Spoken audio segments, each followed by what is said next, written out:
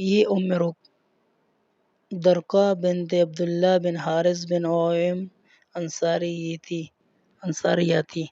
ان حضور صلی اللہ علیہ وسلم ان کے ہاں اکثر جایا کرتے تھے اور انہیں شہیدہ کے نام سے پکارا کرتے تھے۔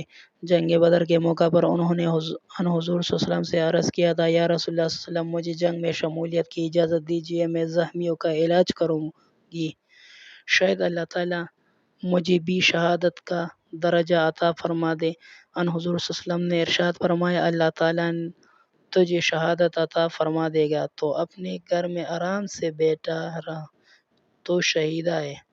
اس صحابیہ رضی اللہ عنہا کو ان حضور صلی اللہ علیہ وسلم نے خصوصی حکم دیا تھا کہ اپنے اہل خانہ اور قرب و جار کی خواتین کو گھر میں نماز باجماعت پڑھایا کرے اور خود امامت کیا کرے۔ ان کا ایک مؤذن بھی تھا۔ ان کے ہاں ایک غلام اور ایک لونڈی تھی۔ انہوں نے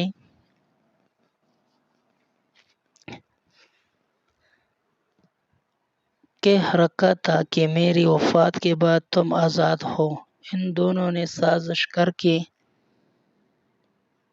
اس صحابیہ کو قتل کر دیا اور پھر بھاگ گئے۔ یہ حضرت عمر رضی اللہ عنہ کا دور خلافت تھا۔ آپ رضی اللہ عنہ نے قاتلوں کو پکڑ کر حاضر کرنے کا حکم دیا۔ وہ گرفتار کر کے لائے گئے اور انہیں سولی پر چڑھایا گیا۔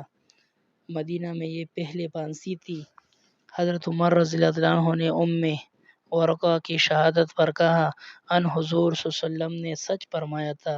آپ صلی اللہ علیہ وسلم اکثر کہا کرتے تھے کہ آؤ شہیدہ کے ہاں حاضری دے آئیں۔